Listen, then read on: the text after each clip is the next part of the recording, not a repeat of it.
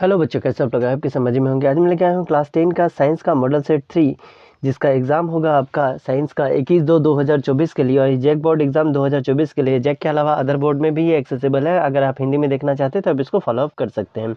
मैंने model set 1 और 2 already दे रखा है, और इससे हर एक में आपको 30-30 करके क्वेश्चन भी मिल चुका है। अगर आपने अभी तक नहीं देखा है तो एक बार जाकर जरूर उसे चेकआउट करें। मैंने लिंक आई बटन और डिस्क्रिप्शन दोनों में दे दूंगा। और अगर चैनल पर नए हैं तो लाइक, शेयर, सब्सक्राइब करके बेल आइकन को जरूर प्रेस कर दे, ताकि हर आने वाले वीडियो के बारे में आपको पता चलता रहे। तो चलिए देर न करते हुए शुरू करते हैं। पहला नंबर क्वेश्चन आपसे पूछा गया है, विद्युत धारा का एसआई मात्रक क्या है। आपका ऑप्शन है एम्पियर, वोल्ट, ओम या जूल। तो विद्युत धारा जब पूछा जाता है तो उसमें आप याद रखना, उसका एसआई मात्रक जो होगा वो आपके पास हो जाएगा एम्पियर। ठीक है। दूसरा नंबर हमसे क्वेश्चन में पूछा गया है, एक कूलम्ब आवेश में कितने इलेक्ट्रॉन होते हैं। आपसे पूछा गया कितने सारे इलेक्ट्रॉन होते हैं। आपके ऑप्शन है 6 × 10⁻18E, 0.6 × 10⁻18, या 0.06 × 10⁻19, या 6 × 10⁻19E। तो इसका सही आंसर हो जाएगा नंबर 1, 6 × 10⁻18E। ठीक है। अब हम लोग आते हैं तीसरा नंबर क्वेश्चन। इसमें मैंने बहुत सारा न्यूमेरिकल भी भरा है, क्योंकि न्यूमेरिकल आता है। ठीक है। किसी बल्ब में 1 मिनट में 120 कूलम्ब आवेश प्रभावित हो रहा है, तो विद्युत धारा का मान क्या होगा। ठीक है। 120 कूलम्ब ये हो रहा है कितना मिनट में, 1 मिनट में। इसको सेकंड में आप चेंज कर दो तो कितना हो जाएगा, 2। ठीक है। तो कहाँ आंसर क्या हो जाएगा, 2 एम्पियर। मैथ्स बहुत इसमें साइंस में टफ नहीं होता है, इसको ध्यान रखना है, मैथ से डरना नहीं है। चौथा नंबर क्वेश्चन है, किसी बल्ब में 220 वोल्ट पर 2A की धारा यानी 2 एम्पियर की धारा प्रभावित होती है, तो फिलामेंट का प्रतिरोध क्या होगा। आपके ऑप्शन है 55, 110, 220 और 440। ये जो ऐसे किया हुआ है इसको हम लोग बोलते हैं ओम। तो इसका सही आंसर क्या हो जाएगा। तो देखिए 220 को आप डिवाइड कर दीजिए 2 से, तो आपके पास आएंगे 110, यानी सही आंसर हो जाएगा हमारा नंबर 2, 110 एम्पियर, सॉरी 110 ओम। पांचवा नंबर क्वेश्चन है, चुंबकों में सजातीय ध्रुव में परस्पर होता है। जो सजातीय ध्रुव रहता है वो परस्पर क्या होता है, प्रतिआकर्षण, आकर्षण, एक या दो, दोनों, या इनमें से कोई नहीं। तो सजातीय जब बोलेगा तो वो क्या होगा, प्रतिआकर्षण, और विजातीय बोलेगा तो वो हो जाएगा आकर्षण। छठा नंबर क्वेश्चन हमारे पास दिया गया है, थोड़ा और इसको बड़ा कर लेते हैं।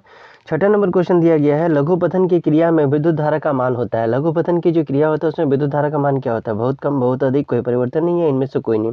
तो लघुपथन की क्रिया में विद्युत धारा का मान जो होगा वो बहुत अधिक हो जाता है। अगला हमारे पास क्वेश्चन है 7 नंबर, जिसमें पूछा गया है, ZnO + C arrow Zn + CO में किसका उपचयन होता है। इसमें किसका उपचयन होता है वो बताना है, Zn का, C का, ZnO का, या CO का। तो इसका सही आंसर हो जाएगा नंबर 2, मतलब C का। ठीक है। 8वां नंबर क्वेश्चन में हम लोग बढ़ते हैं। 8वां नंबर में हमसे पूछा गया है, जल के विद्युत विच्छेदन से ऋण इलेक्ट्रोड यानी कैथोड पर कौन सी गैस एकत्रित होती है। आपके ऑप्शन है हाइड्रोजन, ऑक्सीजन, ओजोन, या कार्बन मोनोऑक्साइड। तो इसका सही आंसर हो जाएगा हाइड्रोजन। ठीक है। इसको आपको याद रखना है, ऋण इलेक्ट्रोड जब भी रहेगा तो आपके पास हाइड्रोजन ऑप्शन में होगा, आंख बंद करके मार देना। 9वां नंबर क्वेश्चन है, अपचयन अभिक्रिया में, अपचयन बोला गया, अपचयन अभिक्रिया में हाइड्रोजन का ह्रास होता है, नाइट्रोजन का ह्रास होता है, ऑक्सीजन का ह्रास होता है, या ओजोन का ह्रास होता है। तो अपचयन जब बोलेगा तब उसमें आपका क्या हो जाएगा, ऑक्सीजन का ह्रास होगा। ये आपको ध्यान में रखना है। 10वां नंबर क्वेश्चन में आपसे पूछा गया है, शरीर में की अम्लता को दूर करने के लिए उपयोग है। ठीक है, उपयोग करते हैं। अम्लता यानी गैस जो हो जाता है उसके लिए क्या करते हैं, नींबू पानी पीते हैं, सिरका पीते हैं, बेकिंग सोडा का विलयन पीते हैं, या चीनी या नींबू पानी पीते हैं। तो इसका सही आंसर हो जाएगा बेकिंग सोडा का विलयन, नंबर 3। चलिए इसके बाद हम लोग आते हैं नेक्स्ट क्वेश्चन। 11 नंबर है हमारे पास, एक विलयन के पीएच का मान 7 है, वो बिलियन है। पीएच का मान 7 है, वो बिलियन क्या हो जाएगा, अम्लीय, क्षारीय, उदासीन, या इनमें से कोई नहीं। आपको याद रखना है कि पीएच का मान जो है 7 कहने का मतलब है न्यूट्रल।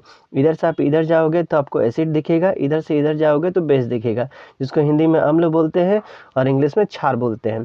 ठीक है। तो 7 पे है, 7 पे है कहने का मतलब हो गया उदासीन, ना इधर का ना उधर का, जिसको न्यूट्रल भी कहा जाता है। 12 नंबर क्वेश्चन है, बेकिंग पाउडर मिश्रण है। बेकिंग पाउडर किसका मिश्रण है। आपका ऑप्शन है बेकिंग सोडा और टार्ट्रिक अम्ल का, बेकिंग सोडा और साइट्रिक अम्ल का, धावन सोडा और टार्ट्रिक अम्ल का, या धावन सोडा और सार्ट्रिक अम्ल का। तो इसका सही आंसर हो जाएगा नंबर 1, बेकिंग सोडा और टार्ट्रिक अम्ल का ये क्या है, मिश्रण है।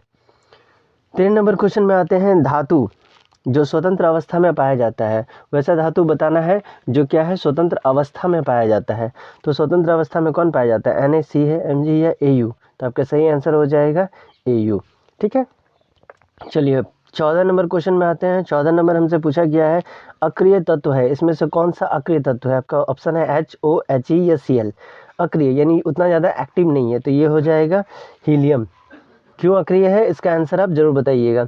ठीक है, 15 नंबर क्वेश्चन दिया गया है आँख में प्रवेश करने वाली प्रकाश की मात्रा को नियंत्रित करता है। कौन आँख में प्रवेश करने वाली प्रकाश की मात्रा को नियंत्रित करता है? आपका ऑप्शन है परितारिका, पुतली, कॉर्निया या रेटिना। कौन जो है आँख में प्रवेश करने वाली जो ये होता है उसको कंट्रोल करके रखता है? जल्दी बोलिए क्या हो जाएगा इसका आंसर? आँख में प्रवेश करने वाले को रोक रहा है, आँख में जो लाइट आ रहा है उस लाइट को रोकने का काम इन्हीं का रहता है, तो इसका सही आंसर हो जाएगा परितारिका। ठीक है ना, परितारिका होगा। इसका सही आंसर हो जाएगा पुतली। आपने देखा है कि आपकी आँख का जो पुतलियाँ हैं, ठीक है, जैसे लाइट आता है फटाक से नहीं बंद हो जाता है, तो इसका सही आंसर क्या हो जाएगा? पुतली। 16 नंबर क्वेश्चन दिया गया है तारों का टिमटिमाना प्रकाश के किस घटना को दर्शाता है? तारों का जो टिमटिमाना है ये प्रकाश का कौन सा घटना को दिखाता है? आपके ऑप्शन है प्रकाश के परावर्तन को, प्रकाश के अपवर्तन को, प्रकाश के प्रकीर्णन को या प्रकाश के वर्ण विक्षेपण को। तो इसका सही आंसर हो जाएगा नंबर 2, प्रकाश के अपवर्तन को वो दिखाता है। चलिए 17 नंबर क्वेश्चन है आकाश का रंग नीला होने का कारण है। आकाश का जो रंग है वो नीला होने का क्या कारण है? अपवर्तन, परावर्तन, प्रकीर्णन या इसमें से कोई नहीं। तो इसका सही आंसर हो जाएगा प्रकीर्णन, क्योंकि प्रकीर्णन की वजह से ही आकाश जो है हमें कैसा दिखता है? तो नीला दिखता है। 18 नंबर क्वेश्चन दिया गया है हमारे पास रंध्रों का खुलना और बंद होना। ठीक है, ये किसके ऊपर डिपेंड करता है? रंध्र कहने का मतलब है इस तरह करके जो बना हुआ रहता है आपका पत्तों में। ठीक है, सूर्य के प्रकाश पर, प्रकाश संश्लेषण पर या CO2 के सांद्रतन पर या वायु के वेग के ऊपर।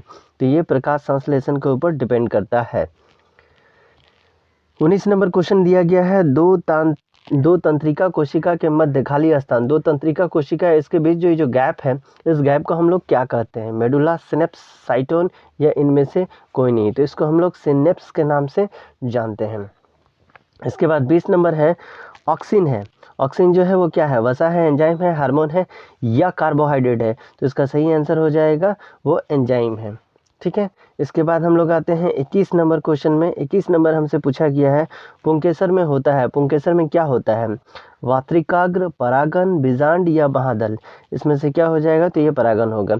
इस हर एक सेट में मैंने सिर्फ एक सब्जेक्ट को कवर नहीं किया है। मैं फिजिक्स का भी क्वेश्चन उठाया हूँ, केमिस्ट्री का भी उठाया हूँ और बायो का भी उठाया हूँ। सबका एक पर्टिकुलर आपको कॉम्बिनेशन देखने को मिलेगा। ठीक है, 150 क्वेश्चन का आपको सेट में दूंगा MCQ में सिर्फ। 22 नंबर में नर युग्मक तथा मादा युग्मक के संलयन को क्या कहते हैं? जब नर युग्मक और मादा युग्मक का संलयन जो है उसको क्या कहते हैं? निषेचन, परागन, अंकुरन या संलयन। तो ये एग्जैक्टली निषेचन के नाम से ही जाना जाता है। सिंपल वर्ड में बोला जाए तो इनका मिलना। 23 नंबर है मानव के स्त्री में लिंग गुणसूत्र होते हैं। ठीक है, मानव के स्त्री में लिंग गुणसूत्र क्या होता है? XX, XY, YY या YU। ये दोनों तो होता नहीं है। ये जो है ये आपका किसका हो जाएगा? ये 22 का हो जाएगा। तो गर्ल्स के लिए क्या हो जाएगा? तो गर्ल्स के लिए जो है XX हो जाएगा। 24 नंबर हमसे पूछा गया है आनुवांशिकता का आधार है। इसमें से कौन सा जो है आनुवांशिकता का अधिकार है? DNA, ADP, ATP या ANDP। तो इसका सही आंसर हो जाएगा DNA। आपका होमवर्क रहेगा कि DNA का फुल फॉर्म, ADP का फुल फॉर्म और ATP का फुल फॉर्म, ये तीनों का फुल फॉर्म बताना है, इसका फुल फॉर्म नहीं होगा। ठीक है, 25 नंबर आपसे क्वेश्चन में पूछा गया है निम्नलिखित में से कौन सर्वाहारी है? सर्वाहारी है कहने का मतलब है जो सब खाता है। कुत्ता, शेर, लोमड़ी और हिरन। तो इसमें देखिए हिरन जो है शाकाहारी हो जाएगा, लोमड़ी जो है मांस, ये मांस, कुत्ता है कुछ दे दियो खा लेगा। ठीक है, चलिए 26 नंबर क्वेश्चन में आते हैं जिसमें बोला गया है हरे पौधे कहलाते हैं। हरे पौधे क्या कहलाते हैं? उत्पादक, अपघटक, उपभोक्ता या आहार श्रृंखला। ये क्या कहलाते हैं? तो हरे पौधे है, तो ये क्या है? प्रोडक्शन यानी उत्पादक में चले जाएंगे। 27 नंबर क्वेश्चन दिया गया है जैव विविधता के विशिष्ट स्थल क्या है? जैव विविधता के जो विशिष्ट स्थल है वो क्या है? वन, मरुस्थल, पठार या आकाश। जैव विविधता जिसको हम लोग बोलते हैं बायोडाइवर्सिटी, आपको ये वन में देखने को मिलेगा क्योंकि यहाँ पे अलग अलग टाइप का प्राणी और अलग अलग टाइप का पौधे एक साथ ही रहते हैं। 28 नंबर क्वेश्चन में दिया गया है सभी प्रकार के ऊर्जा का स्रोत है, स्रोतों का स्रोत है। सभी प्रकार के ऊर्जा के स्रोतों का स्रोत क्या है? सूर्य, पवन, प्रकाश या इनमें से कोई नहीं। तो ये हो जाएगा या इनमें से सभी, तो ये हो जाएगा सूर्य। 29 नंबर आपसे पूछा गया है, थोड़ा सा इसको देखने के लिए करना पड़ेगा छोटा। तो 29 नंबर आपसे पूछा गया है, उस युक्ति का नाम क्या है जो सौर ऊर्जा को विद्युत ऊर्जा में, क्या सौर ऊर्जा को विद्युत ऊर्जा में यानी सोलर एनर्जी को कन्वर्ट कर रहा है किसमें, इलेक्ट्रिकल एनर्जी में। आपके ऑप्शन है पवन चक्की, सौर सेल, नाभिकीय ऊर्जा या पवन ऊर्जा। तो इसका सही आंसर क्या हो जाएगा, नंबर 2। सौर सेल जो है एक ऐसा है जो क्या करता है, सौर ऊर्जा को इस ऊर्जा में कन्वर्ट करता है। इसके बाद आपका है 30 नंबर, पित्त रस का स्राव होता है। पित्त रस का स्राव जो है कहाँ पे होता है, मतलब कहाँ से निकलता है, अग्न्याशय द्वारा, छोटी आंत द्वारा, ग्रहणी द्वारा या यकृत द्वारा। तो इसका सही आंसर हो जाएगा ग्रहणी द्वारा। ठीक है, तो ये था हमारा क्या था, क्लास 10 का मॉडल सेट का पार्ट 3। ठीक है, अगर आपने अभी तक चैनल को लाइक से सब्सक्राइब नहीं किया है तो जरूर कर लें। वीडियो पसंद आए तो आपको क्या करना है, ज़्यादा से ज़्यादा इसको शेयर करना है और लाइक करना तो मत भूलना, क्योंकि आपकी तरह आपके फ्रेंड को भी इसका फ़ायदा मिले। जम के थोड़ा सा शेयर कर दो ताकि ये बढ़ते रहे। मिलते हैं अगले वीडियो में, तब तक के लिए bye bye and take care.